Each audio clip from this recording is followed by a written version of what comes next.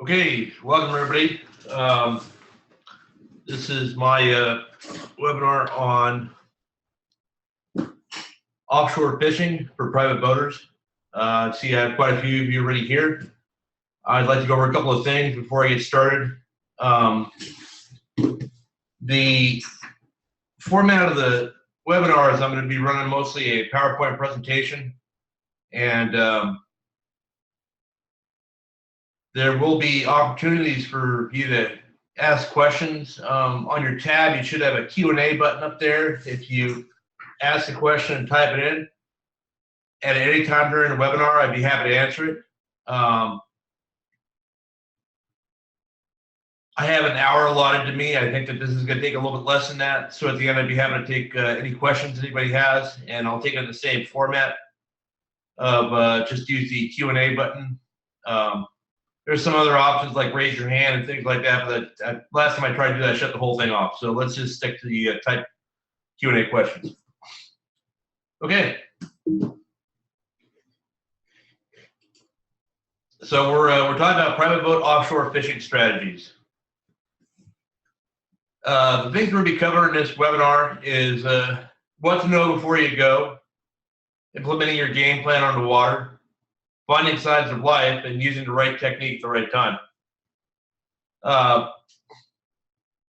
Last week, I was able to fish offshore 2 days, and I fished two very different scenarios that I'm going to kind of cover with real-time information for you guys here, and neither of them were successful. I saw fish both times, but these bluefin tuna we have out here right now are pretty ridiculous.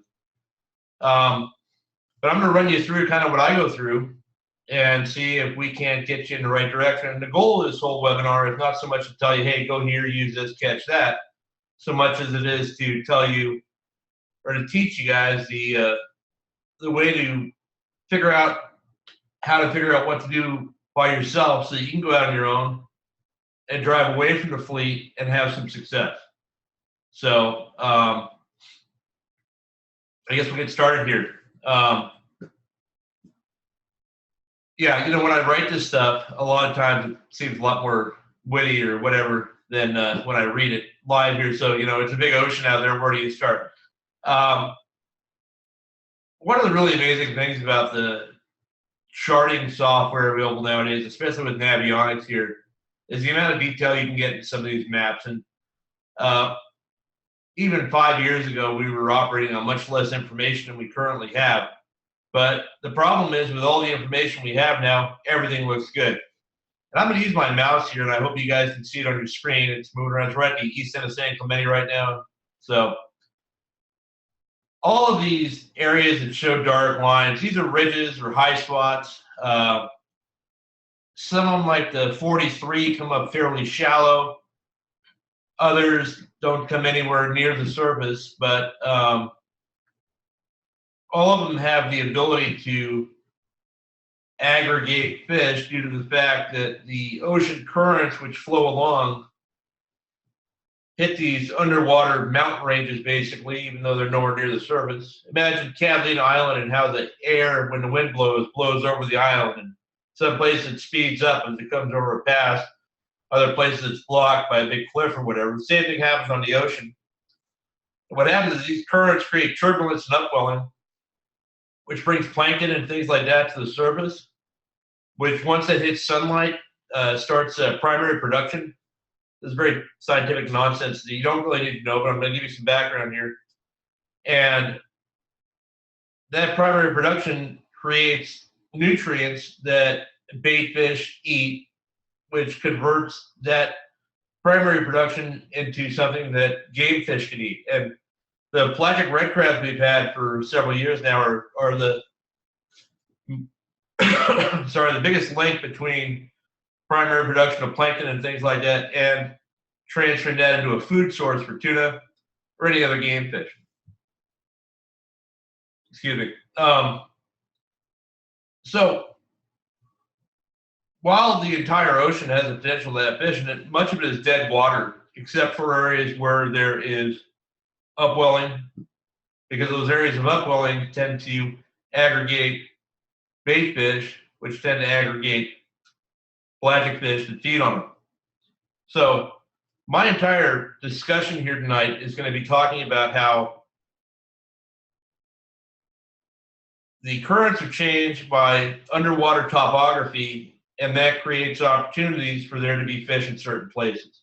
And while there's often fish in the middle of nowhere, that's a low percentage bet unless you have every day to spend in the ocean. If you are going to go out once a week or once a month, you're going to want to go to areas that have the highest probability of holding fish. And if you hear about something different, that's okay too. So let's move on to the next slide.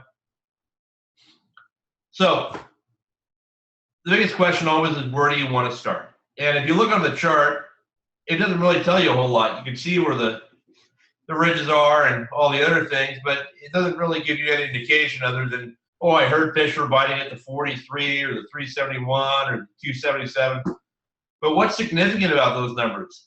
Well, we're going to take a look at this week's SST chart, which is sea surface temperatures, and this week's chlorophyll chart, which is the amount of particulate in the water, which is also a part of that whole primary production thing, because a lot of that's plankton that discolors the water. So we're going to go to the slide of sea surface temperatures. Now, I'm sure most of you are very familiar with how sea surface temperatures work, but it's basically the darker the red, the warmer the water.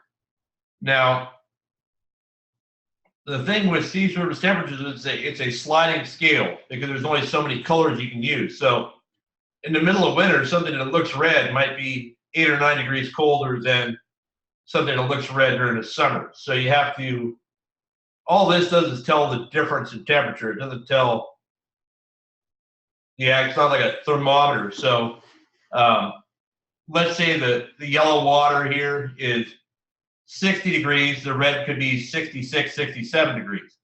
If the yellow water is 70 degrees, the red could be 80 degrees. So it's all subjective, and every SST chart has a legend at the top. And this is from Fishdope, which if you guys don't have it, I highly recommend. And it has a sliding scale, so as you put your mouse over the different temperatures, you can look at the top and it'll tell you exactly what the temperature is in that area.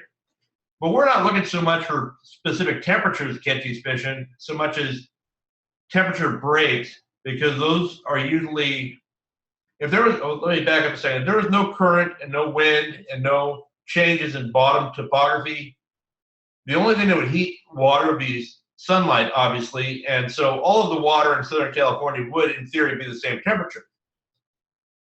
The fact that it's not tells you that there's some currents that are happening here, and these currents happen to line up pretty much with a lot of these ridges that I talked about earlier. So I'm using the mouse here again. If you can see, I'm down here in the bottom right-hand corner. I'm going up. There's this ridge that runs from the 371, the 302, all the way up to the 182, 181, all these banks. This is basically the, I guess you'd call it the inside ridge on our offshore bank. This warm water is lined up right on the edge of this, because on the other side of that, there is a current change that is cooling that water down. And while it's not significant, it might just be a degree or two. That edge doesn't, you're not looking so much for the temperature, you're looking for what's creating that edge, which is probably some sort of current variation, maybe a shift in direction or something like that, or shift in speed. Because those tend to capture plankton and attract bait fish, and as a result, attract pelagic species like tuna. And so we're out here looking for basically edges in the water temp. And okay, I'm sorry, I'm just doing a little housekeeping here to make sure I get any questions. If anybody has any, feel free to type them in. The two edges that I've highlighted here are associated with the two areas that I fished. I fished the lower one on Saturday of last week, and I fished the upper one on Tuesday. I don't even remember. Maybe Wednesday afternoon. Both these edges were holding just an incredible amount of tuna, and a lot of the water around them was really dead. And again, here I'm using the mouse. You can see I ran to the 371 from San Diego, And I ran through a lot of red water on the way there, which is warmer water. But we didn't even see anything but dolphins until we got to the 371, which is right on the edge of that colder water break there. And then we saw a lot of tuna. And I heard boats on the radio that were down below there, like the 425, and they weren't seeing a whole lot. Or even up to Hidden. That day, the fish were not there. They were on that 371. 371 was pretty crowded, so I worked my way up the ridge, all the way up to the corner. And I didn't have the current SST chart when I went out. The day I went out, it was cloudy. And when it's cloudy, you can't get a good image. But I had steady water. I think it was 67.8, 67.9, somewhere, all the way till I got just up out to the corner where this water temp changes. And then not only did the water drop, 2 tenths or 3 tenths of a degree, all signs of life ceased. So those fish were definitely holding along that edge that the current was creating. During the week, same thing. I ran out of Newport. My friend Jimmy Decker went out on Saturday. On his way back from Clemente, he ran over a big school of 100-pound plus tuna off the east end of Cat. And then a couple days later, my friend Seth and I'm always trying to blank up his name. Anyway, that horrible.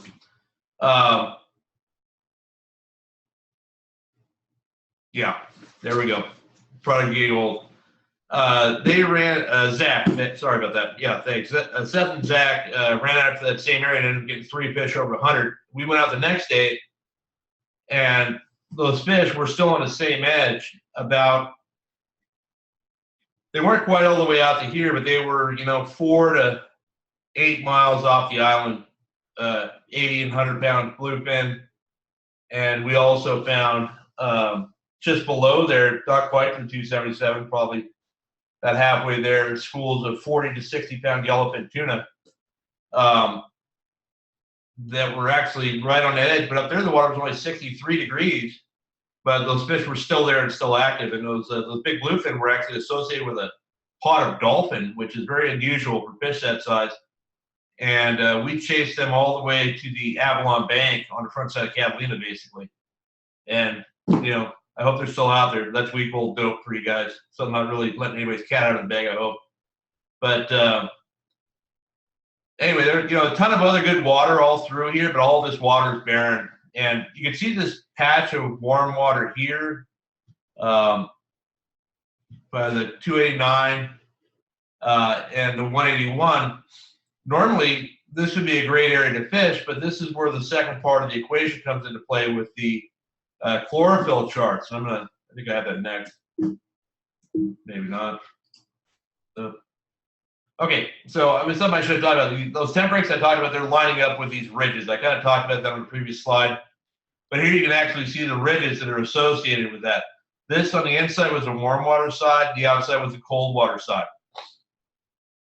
Again, at Catalina, the warm water side on the front side, cold water side on the outside. So you can see here again, warm water towards the beach, cold water outside the beach. And that's associating with the upwellings from these underwater ridges. The ridge that comes up from the 277 all the way up to the island is basically just an extension of the east end of Catalina Island that's submerged. So those currents start long before they get to the island and have a bigger play. But these edges are things that will attract fish and aggregate bait and the fish to feed on with the current. So on the chlorophyll chart, which is the next step, and I guess I'll explain this a little bit as well. This is a satellite image that shows the amount of particulate in the water. I think it's by a reflective thing. I'm not exactly sure how the satellite picks it up, but I'm using the mouse here. The real clean areas are the blue to almost purple, means just pristine, clear water. The further you get away from there, the dirtier the water is. And so you can see out here on the left side of the screen, that's dirtier water, but that's not dirty water. That's just like, it's a clean blue as opposed to that purple blue, which you'd see here in the middle. Once you get into these oranges and reds, that's getting into pretty dirty water, which it'll actually look green. And last year, a lot of the tuna we caught, the bluefin, were in really dirty water and they didn't seem to care. A lot of times that's just the surface layer anyway. I mean, we had times last year where you'd have a bluefin on and, 60 or 80 pound fish, you wouldn't even know you were a gaff until you saw it 8 feet below the boat because the water was so dirty. But what I spoke about before about that area here where the water was warm, let me go up again. This warm water area, this roundish blob, there's not going to be a fish there because that's associated. Oh, there we go. That's associated with this off-color water, and basically this, you can see this almost looks like a little twister here. There was the dirtier water that was on the outside kind of came down the front side of San Clemente Island and made like a little gyre right there. So it's warmer, but it's ugly water, and you can see how it has a little tail, almost like a little hurricane or something going through. That's because it's spinning through there, and that's also creating a current that's holding that temp break on the east end of Catalina, and that's why those fish are sitting inside of it. There's another, you can't really see it too well here, but just off the east end of Catalina, there's another finger of off-color water, but something that's light like that and elongated. I wish I had a better image of it. We had just terrible chlorophyll shots to the cloud cover. The edges of a chlorophyll break can also attract bait. I guarantee you there's some bait stacked up on the edges of this dirty water.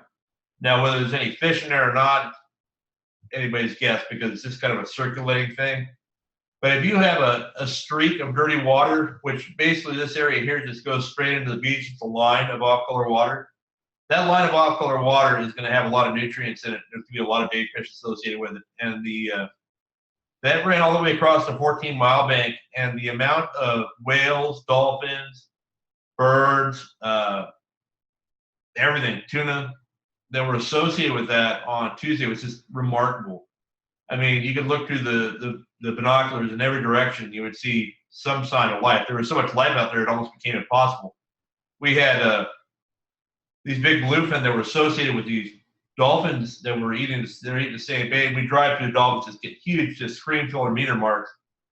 And all we had was jigs and poppers and stuff. You'd stay with them, and the tuna would come up blowing up on the edge of these dolphins. But if you didn't get cast on them right away, the dolphins would go through and tear it all up, push tuna out of the way. So, but they're all eating that same stuff. And one of the things up and down the coast right now is there's just an incredible amount of bait. My friend John Curry was out, I think Sunday. I don't know when he went out. And he made the loop out of Dana, and he ran all through the east, all the way to the mackerel bank and down through. And it just said bait, tons and tons and tons of bait everywhere. And that's one of the reasons these tuna really aren't biting this year. So that kind of explains that aspect of it. But, if you're going to go out so let's talk about looking for areas that you want to go fishing. I'm going to jump down a little bit. I may come right back here. So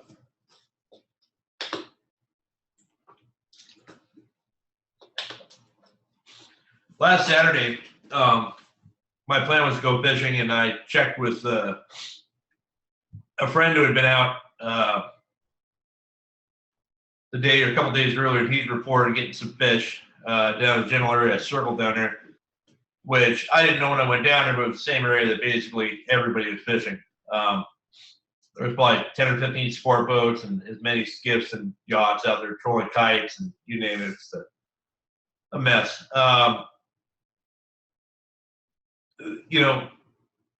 If they're wide open and everybody's stopping catching fish and you can find some fish around there, go ahead and catch some things. But like it was Saturday where fish weren't really biting. No, they weren't. Nobody's catching them. And everybody's driving around and chopping each other up. I just left. I just ran a couple miles northwest there and found some fish on my own. Actually, I ended up sharing them with the San Diego for a while. Neither of us really caught anything. I think they hooked a couple. I never came close to getting biting. It winded a popper or jigs right through boiling fish that just weren't biting. But the area that I intended to go was too crowded. And I didn't have current SST numbers, but what I did have was a chart that showed me where good water should be if it's there. And you can see in this thing that based on my experience, and that's one of the things too, you have to rely on your understanding of things. I knew the fish were biting up at the 43, which is right about here, and the corner, which is right here, this is the corner of the international border thing. I had a feeling that if there was fish up there and there was fish down here, there's probably a good amount of fish along that ridge as well, and we could probably run into them. So when I took off, I noted the water temperature that I was seeing fish in, because that's really going to be important, because once you get out of that water temperature, something has changed, because it's not, water's not going to drop half a degree, even a third of a degree or a quarter degree, unless there's something different going on.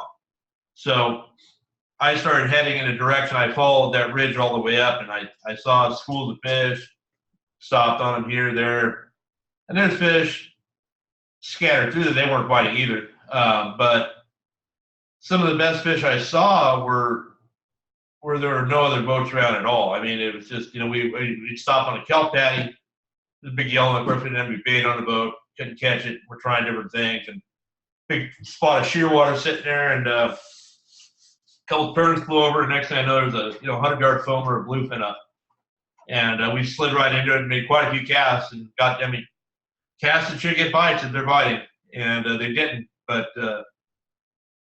we really just did what we had to do, and that is slow down. Then I'm going to get back to that. But anyway, so as I'm running up, I got to a point where, and I'm watching my temperature gauge the entire way, and my temperature dropped 0.3 or 0.2 or whatever, and it was like it went from feeling super fishy to feeling not fishy at all. And I'm sorry if you guys joined late. You're doing a hand raising or whatever.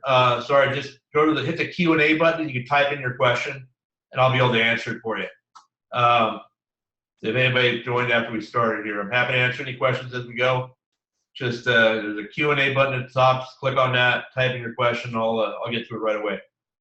So anyway, once we got to that area where the water temperature dropped, I gave it the benefit of the doubt and gave it about another quarter mile. But then I turned around and worked back through the zone and found more fish in that warmer water. And it's not that they like the warmer water; it's that they're on one side or the other of this current break. And these, a lot of times the fish would be on the cold side. It just depends. You need to go out there and figure that out. But one of the mistakes I see guys making, as far as it goes, that making on the water adjustments, is going out, getting out to the area where they want to fish, not seeing anything, getting out their binoculars, looking for the first boat they see out there, running to that boat. Oh, they're not getting anything. Okay, they're looking, they go run to the next boat. So instead of doing that and running full speed everywhere, slow down. You're not looking for other boats. Other boats can be a good indicator that you're in the right area, but the chance of you running up and then being on a huge foamer that's wide open is a pretty slim opportunity. So I have a pair of Fujinon Technostabby digitally stabilized binoculars. I'd love to have a pair of gyros, but they're out of my price range for the amount of offshore fishing I do. I have a question here. Okay, so yeah, so the question relates to how much of a temperature break are we looking for? I'm going to go back one slide. This is a very good question. Thank you, William. So if you're out there looking for areas that are going to have fish on them, you're going to want a hard edge. As you can see here with the mouse, this right here, this red to light yellow and orange, that's a hard edge. On the east end of Catalina, that's a hard edge. These modeling ones, that's not a hard edge. So if I'm going to go and look for an area that might have fish, I'm going to go to an area that has a hard edge, because that means there's a differential there that could aggregate bait and fish. Once I get to that area, if the water temp fluctuation is slow, let's say I run for 5 minutes at 20 miles an hour, and during that 5 minutes I drop 0.2 degrees, I'm not really going to worry about it. If I'm idling or if I'm driving, well, let me take that back. That's not a good example. If I'm driving 10 minutes and I drop 0.2 degrees, I'm going to start thinking about, maybe I'm getting out of this. If I'm driving and in 5 minutes it drops 0.2 or 0.3 degrees, that means that's a fairly hard edge, and whatever I was in, I'm no longer in. That doesn't mean I'm out of fish. That just means that something's changed. So if I hit a temperature break of more than 0.2 or 0.3 degrees, I'll normally stop the boat and glass around and see if I'm seeing fish where I was, or signs of life where I was, or if there's more signs of life where I'm going. If there are signs of life where I'm going, I'll keep going. Also, if the temp break I find doesn't relate to what I'm seeing on my SST chart the night before, I'll give it another mile and see if maybe the wind gusted through this area, or a big ship went through and upwelled some colder water from 20 feet down, or whatever. So I would say, to answer the whole question, a 0.3 degree or more temp break to me is a pretty significant temp break. A half degree or a degree is huge, and you rarely see that in a short line. It'd be pretty gradual. There's times where the guys are like, oh yeah, a 3-degree temp break, but usually that's over like a mile or two. Anyway, so talking about driving around and finding stuff, we all dream that, hey, I'm going to get out to where they're biting, I'm going to find like this big foam or a bluefin blowing anchovies out of the water. It's be wide open every cast. It's rarely like that. When I went up to Catalina this week, we ran out to the numbers. I was on Jimmy's boat. We ran out to the area where he caught where he saw his fish, the trip before. And yes, the temperature I'm referring to is the surface temperature. That's all. That's the only temperature you can really get. That's the SST is sea surface temperature, Jonathan. And anyone else that's curious about it, thanks for the question. We got out to the area where he saw those bluefin. Almost straight to the numbers, and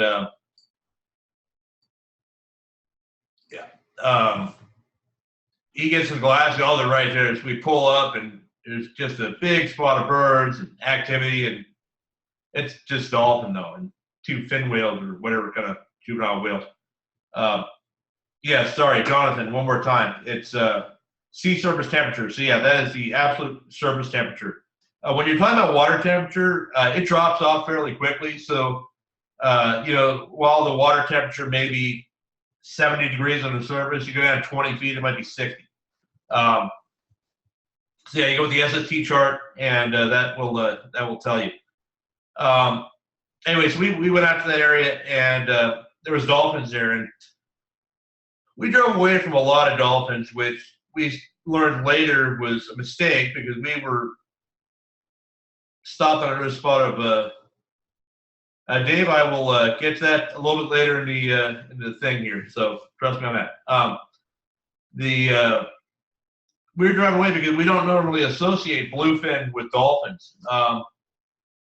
but that just shows you that a sign of life is a sign of life. And we found out later the best school of tuna we saw, Dave, was a big school of bluefin that were mixed in with dolphins, and we were sitting there going, we're getting too many meter marks. Maybe there's yellowfin. I don't know what's going on. These couldn't be big bluefin. And just when we're ready to give up, we had like a 100-pound bluefin jump out of the water right next to the boat. So signs of life are signs of life. And the things that are feeding, be it dolphins, whales, birds, anything, if there's food there for them to eat, there's food there for fish to eat. And so finding signs of life is really what it's all about in the water, but it's rarely going to be the big foamer like we see here. On a good day, you'll pull up, and this is from the same foam. This was the foamer bluefin that had 2 baby humpback whales, had some ball anchovy corral that me and my buddy were on for like an hour and a half. And we only caught, 3 or 4 fish. We lost. We were getting on a cold sniper, and we snagged all our cold snipers on the whales because they would come up in the middle of it. We lost all our jigs, couldn't catch me a service. I just took pictures.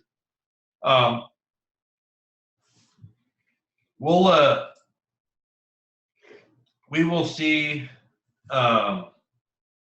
birds are a very good sign. And there's several types of bird situations you're going to run into. Seagulls, for the most part, are suboptimal. If you're not seeing anything else, then seagulls are great. But usually terns and shearwaters are the two types of birds we're looking for. The terns are the easiest to spot because they're flying around. You can see them up high. In the last couple of years, the shearwaters, though, have been the real indicators of where the tuna are, because they're very lazy birds that tend to raft up on the surface. They're the ones you see flying low by themselves. If you see a pile of the shearwater sitting on the water, they're going to be sitting on a bait ball that is coming to the surface periodically, or they wouldn't be sitting there grouped up like that, especially if they have to swim to keep up with it. That means that every now and then some tuna or dolphin or something is coming up pushing this bait ball to the surface, and these shearwaters are feeding off it. So if you find a spot of shearwater sitting on the water, it could be 10 birds, it could be 100, and you see even a couple of terns flying around over it, there's a very good chance that there's going to be some fish happening there soon. Terns are not lazy. They're not like seagulls that'll eat like something popcorn and just all kinds of junk. I know that's not appropriate offshore, but seagulls are scavengers. Terns are actually hunters, which go out and actually actively look for fish to catch and eat. And a very good indicator with terns, if you see real high flyers, that means if they're looking, they could be not just flying straight, but they're circling and they're going up and down in the airspace above the water. Those terns are looking at fish, and the higher the tern is, the deeper the fish is. So what these terns are trying to do is they're trying to stay high so they can keep an overall view of everything.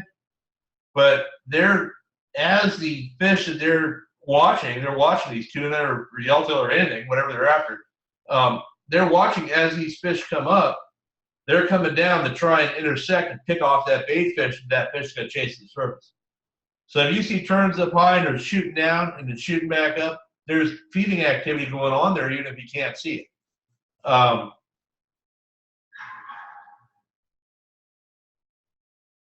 had a very good question about dolphin boaters, where you see a lot of dolphin activity, but marks can pick his fish. Should you suspect fish or just move on? A lot of times dolphin will mark like tuna on your fish finder, but what you need to look for is marks that stay with you. Because what will happen is the dolphins move very fast, and you won't get those big clump marks. If you get those big clumpy marks, those big wormy clumps, I don't know how to describe it. You're not looking at individual fish. You're looking at a group of fish. That's probably tuna. And that's what we had going on at Catalina, where we knew there was fish there. We just didn't know what kind they were. And, you could drop a flat fall on there. You can get ahead of the dolphins and throw a sardine. I got quite a few yellowfin and bluefin doing that last couple of years, where if you see dolphin, just get up ahead of the leading edge of them and drop a bait as they swim by you. And this is going to sound a little weird, but one of the ways that you can tell that dolphins have tuna on them, if the dolphins slap their tail on the water a lot. And that was one of the things that got me to stay with them on Tuesday, was they're doing this kind of thing like this, where they're just spraying water, or they're once or twice hitting real hard. I have no idea why they do that, but the only time I see dolphin doing that is when they have tuna on. So, just something to put in the back of your mind next time you're out there. You might be able to make something out of that. I had another raised hand. If you have a question, you need to just click on the Q&A button and type in your question. I'm happy to answer it. So signs of life: dolphins, whales, birds, kelp patties, obviously. And so if you have a skiff as opposed to a yacht, and you don't have one of these new fish finders that have side vision or side imaging, Lowrance, Humminbird, I have Raymarine, they all have it now. Next time you update your fish finder, if you're an offshore guy, definitely pick it up. I was out a week ago Saturday, and I can set my side view on my Raymarine up to 600 feet on each side of the boat. And if I saw patties, a lot of times the fish aren't necessarily right on the patty. You imagine, oh, they're right under, like sea in the water. A lot of times they're just, the patty attracts bait. The fish are peripherally hanging out with the bait that's hanging out with the patty. I marked fish 200 or 300 feet off the side of the patty with my side imaging, and I stayed there long enough that we had a 25-pound yellow come out of nowhere and follow the jigging a couple times. That's when we saw the big tuna later. But don't be afraid to use that. I mean, it's a great tool. Every time I go by a patty now, I just look and I can say, hey, there's bait under it. You don't even have to drive close to it. You don't have to scare anything off. I can drive by a patty at 5 or 6 miles an hour, 200 feet off the side, and tell you if there's anything under it. And that saves you a ton of time. If there's no bait, there's not going to be any fish. You know, so, or there might be 1 or 2 fish, but if there's enough fish to want to stop a catch, you're also going to meter those fish. I meter yellows, tuna, everything on that side imaging. So learn how to use that. But when you're looking around in these areas and you find signs of life and you see a particular sign of life like dolphins, yeah, so Rich asked if bluefin are typically not with dolphin. The yellowfin are usually always the tunas that are on them. I've had 3 occasions in the last 3 years that I've seen bluefin on the dolphins, and it's just unusual. You know, I think that yellowfin travel with dolphins to feed. I think that bluefin and dolphin just happen to be in the same place feeding at the same time sometimes. So I don't think they really associate it with it as much. But so let's say you get to an area and you see some birds working, like these terns here. If you saw this many terns, there's something good going to happen. But let's say you see 2 or 3, and they're looking and they're flying and they're taking off. And that's one of the things we had down off the 371 the other day. There'd be 2 or 3 terns that get together. They'd come down, they'd work real hard.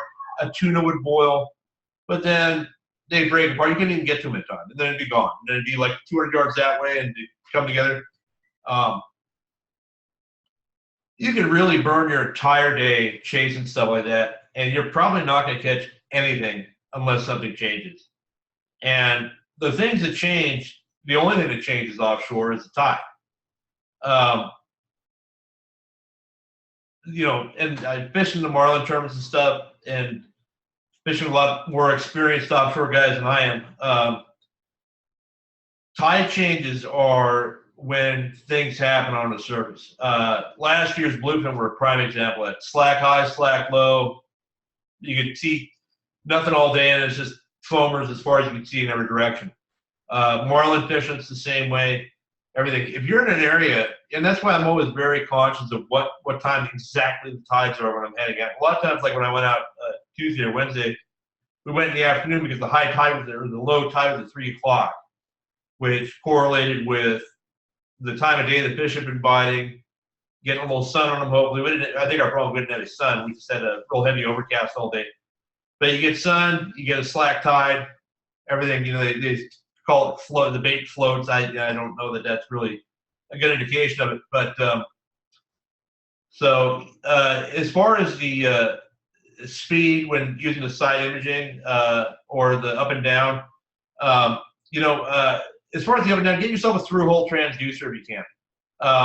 With the drag of the puck transducer right off the back of my boat, I would lose, depending on sea state. I mean, if I went much over 15 miles an hour, it would get blown out. I put a through-hole transducer on, not very expensive. I can meter, you know, I was running a Catalina and ran over a cod spot, 400 feet of water, 40 miles an hour, and marked fish on it. So it's yeah, and then the next question I have, that's exactly what we're talking about. Yeah, so the 3 coordinate trips out of San Diego are coming in with very few bluefin tuna right now, but everybody's seeing fish. It is the amount of bait and the type of bait that they're on. They're on very small bait, and it's hard to pull them off. You know, on Saturday, not this a week ago Saturday, there was a couple spots of tuna up, and I was the San Diego and I were hopscotching each other on them. And I got up on top of the birds. They kind of look like the ones in the picture here. And there's fish busting. We're fishing poppers and stuff like that, where it's not happening. The fish are not interested at all. So we were taking turns. So the San Diego slid by me, and he started throwing chum right off my stern and slid a couple 100 yards. And the minute that chum hit the water, it's just, we had a foamer in a line up his chum for hit the entire couple hundred yards where we're pulling our jigs through 50 and 60-pound fish jumping out of the water, even bigger ones boiling, and they would not touch it. He slides up, the things go right to his boat, boil everywhere. They hooked one that broke off, and then the fish just kept going. So they're not clued in. The vertical jigging, yeah, that's a great way to catch them. Guys using the Mario, the guys are using the flat falls. There's I think there's better jigs like the classic knife jigs, which are the like the Shimano butterfly style things. Cut a lot of tune on those. But they work great. So those are good on meter marks. I wouldn't cast them out when the fish are up. And one of the problems we've had the last year or so is the fish aren't really getting under the boat unless you're on a sport boat and you got a bunch of chum in the water. So Mario, I hope that answers your question. Anyway, so what it comes down to is backing up a little bit here. You need to, if you're on fish and they're acting the same way consistently for, let's say, a half an hour or 45 minutes, and that consistent way means you're not catching them, you need to just go do something else. Or you can spend a whole day there and still catch absolutely nothing and just be frustrated. So defining signs of life also means ruling out certain signs of life. The question earlier about the dolphin, if you see, and sorry, Eric, yes, the combo transducer with the side scan, I have the side scan off the back of the boat right now and the through-hole transducer on the up and down. You can get a side scan through-hole, but depending on the dead rise of the boat, you might have to get two, one for each side of the keel. Boy, I lost my train of thought. Oh yeah. Anyway, so sometimes you have to drive away from fish to find fish you might catch, and that's one of the toughest things that guys have when they're not super confident in offshore fishing. I've burned plenty of days doing that very thing. And this brings me right to the choosing the appropriate technique for the situation you're in. This picture was from 2 years ago. Jimmy Decker and I went out to, this is a funny short story here. I was writing an article for Sport Fishing Magazine about the big El Nino we had and how it changed all the fishing for the better and all that stuff. And I wanted to go out and try and at least troll for wahoo, hopefully maybe catch one, to take a picture for the article. And I called Jimmy. He was getting ready to leave for Cabo for a month the next day. He's like, I got for like 4 hours on Thursday morning or something. So we left Newport Harbor at like 8:30, and by I think 9:15 we had like a 40-pound wahoo on a kelp pad on a troll. It was pretty awesome. We went out and trolled blue marlin at the Avalon Bank, and the boat next to us hooked one, which is, I don't think any of us will ever see any of that again. But talking about trolling, and I chose this picture because this covers a couple bases. A lot of guys say, if you're trolling, what do you do when you stop a fish, kelp patty or things like that? You don't. You just troll right by it, just drag those jigs right by the edge of it. See, he kind of did a left turn there.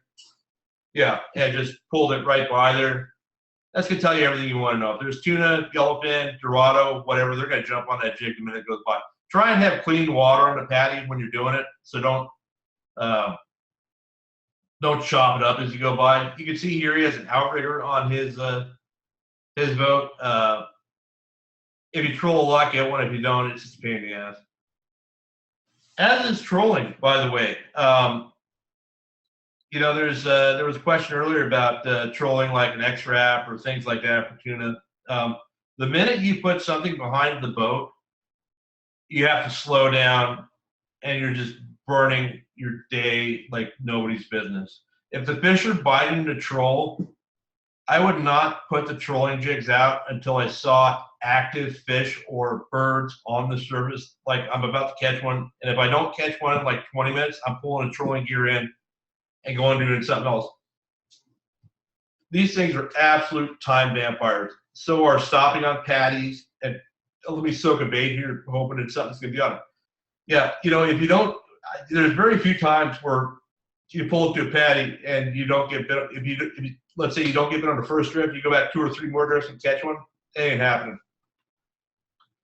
So the key to offshore fishing is trying to fish as fast as possible and cover as much water as possible, but still do it effectively. So let's talk about the fishing we have going on right now here in Southern California. Bluefin tuna, the occasional yellowfin tuna, small yellowtail, a few really big yellowtail. I've been going out. I don't take a tank of bait. In a couple more months, I'll take some mackerel in case there's a marlin that shows up.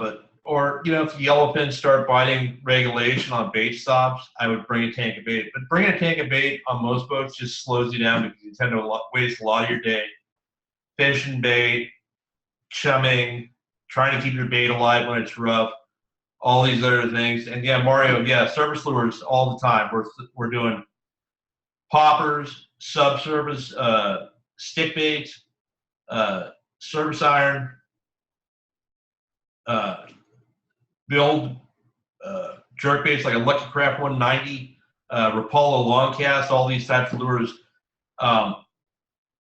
What'll happen, like right now, these tuna, basically you just need a tuna to open its mouth when your lure is by it, and it probably won't be eating your lure. A lot of the big bluefin that were caught last year, the poppers and everything else, were just guys would cast their lure into a foamer, and it's basically they'd sit there and a tuna would come over and it would eat it and it would take off, and they would hope that another tuna didn't come by with its mouth open and bite your line off on the way past. There you go. So the trick is to successful offshore fishing is finding these fish. I guarantee you that no tuna you encounter or yellowtail you encounter, dorado you encounter offshore has ever seen another artificial lure. So they're not going to be like, oh, I'm not going to bite that. They're not some white sea bass or you name it that's very leery of biting stuff. If they're feeding, they're going to bite whatever you have out there. In the days when it was yellowfin, like 2 years ago, where they would just stack up, you sit there and chunk bait, and they're eating the chunks. You put a chunk on your hook. If you guys are curious about how to do that type of stuff, just go to any of the fishing websites, Bloody Decks, and Google chunk yellowfin, and you're going to find a million stories and reports on how guys are getting those fish. So I'm not going to really burn any time on it. But yeah, so like right now, I threw every possible lure at these bluefin and caught none of them. The fish that have been caught just happened to be fish that were in the process of eating something else when the lure came by and they ate it as well. There's no hot lure, unless you live out there and fly a gummy flyer all day. That's something I want to bring up real quick here, because a lot of guys are into that mode right now. If you want to go fish a gummy flyer for tuna, you really need to think long and hard about it, because it's an investment. You have to buy quite a bit of tackle and kites and all this other heavy gear. And it is so boring, it will blow your mind. After like an hour, you'll just want to just quit and go home. So it's great. You see the pictures of the guys with the 200-pounders, but the fun level on that is like zero. And then once you do it, when all it is stressful because you're afraid you're going to lose the whole time, and it's really not an enjoyable thing. And only one person gets to fight it. So, it's not really my thing. So I've covered everything I have to cover here, and I hope I answered most questions. But I got about another 10 minutes if anybody has any particular questions they'd like to ask about anything I may or may not have covered, or go back over something that I did cover. So now would be a good time to type in your question.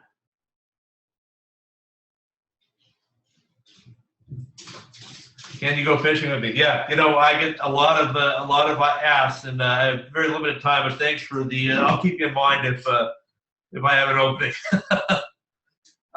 As far as the side of the temp rig, I'll normally fish the side of the temp rig that has the signs of life on it. And so the question is, do you fish the warm or the cool side of the temp rig? It will tell you, hey, it's you'll see birds, you'll see light, you'll see bait, you'll see meter marks on one side or the other. Let the fish tell you on any given at any given time. As far as gear that I'm using for the surface lures, I'm a Penn guy. I fish a Penn Fathom 25 and star drag reel with 80-pound Spectra.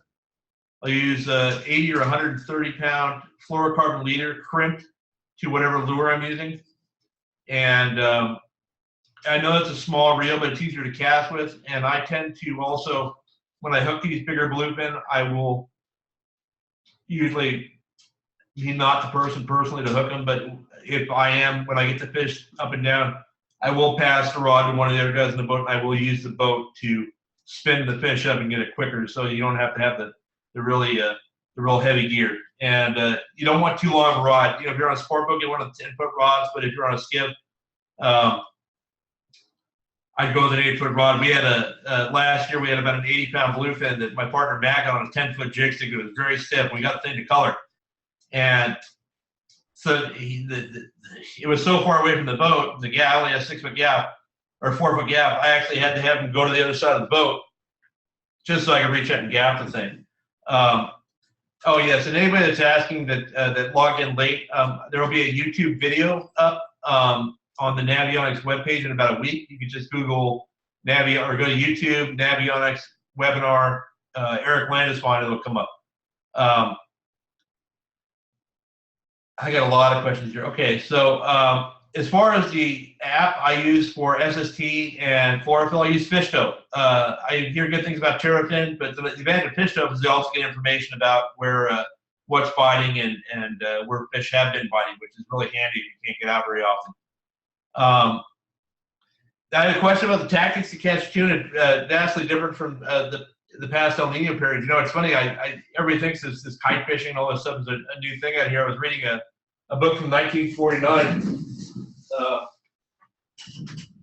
California Saltwater Fishes. They were talking about the guys back in the early 1900s flying a kite with a rigged up flying fish off the east end of Catalina for big bluefin.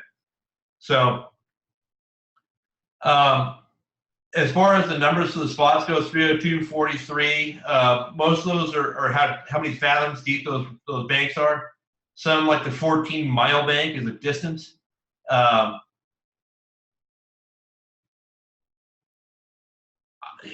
don't know that the question is spots where underwater canyons end. Do you think the incoming or outgoing tide makes a difference, or just any current? I don't think that the tide has as big of an effect out in those outer waters as it does with the peaks and lows. As far as I'm getting a lot of questions here. Sorry. I don't. As far as favorite surface temps to fish, anything over 63 degrees is game on for tuna. We had yellowfin, 40 to 60-pound yellowfin at 63-degree water the other day. It really varies about what's going on. Next question. I do have the Fujinon Techno Stabbies. When I'm driving around, I will drive. I'm looking. I'll drive for 3 or 4 minutes. I never drive faster than 20 miles an hour. When I'm looking offshore, because you'll miss stuff if you're going too fast. I'll drive for 5 minutes, 10 minutes, because you can see about 2 or 3 miles accurately. So I'll drive about 2 or 3 miles, stop, glass again. Next question, charts that show ridges and rapid rises and drop off. You know, there's very few charts that you would want to anchor up on, or banks you want to anchor up. Last year we had that bluefin bite out at the Desperation Reef, where the guys were in deep water anchoring up on that. The trolling motor with the GPS, I wouldn't use for this unless you're at a place like Desperation Reef where you're trying to set. And my friend Jerry Mayhew had good success using his motor guide to digitally anchor 600 feet of water and catch bluefin. Okay, so I have a question about boat positioning when you're pulling up on visual fish. You don't ever want to pull up on visual fish so much as you want to drive up past them on the outside and let them come to you. If you're trying to pull up on fish, you're gonna be chasing them away from you more often than not. So if I see some fish that are up, I will drive 100+ yards off the side of them, and I'll figure out what direction they're going. Drive a couple hundred, maybe 100 to 200 yards offside them at full speed, 40 miles an hour. Get it past them, cut the boat, maybe a couple hundred yards ahead of them, get my boat pointed at them, and if they just so I can see if they're going to change direction, and that way I can bump the boat either way. Otherwise, I'll just slide, and I have a 4-stroke, which is quiet. I'll just idle up and pull it out of gear when they're 3 times out of casting range, and then let them have it. Regarding moon phase, things change on a full moon, things change on a new moon. Middle moon phases are the most stable. If you're going out the day after a full or new moon, you can expect things to be different. They may not be, but more often than not, they will be. The last couple of years, the fish have been biting better on the full moon and the new moon, so that seems to be continuing. That's one of the reasons I went out on Wednesday as well, because we had a full moon that night, and it turned out they bit the night before the full moon of the Kathleen. So, I want to thank everybody for joining me tonight. I'm running out of time here. You can find this on YouTube by Googling Navionics webinar and my last name in about a week, and it will be up there, Mike. I have a list of all the attendees, and I'm going to be drawing names of 5 participants, and you'll receive either a gift certificate for a 1-year subscription to Pacific Coast Sport Fishing or a BD Outdoors shirt or hat of your choice. I will notify you via email if you want, and I want to thank everybody for attending, and I wish you all the best of luck this summer, and I hope you guys all catch lots of fish.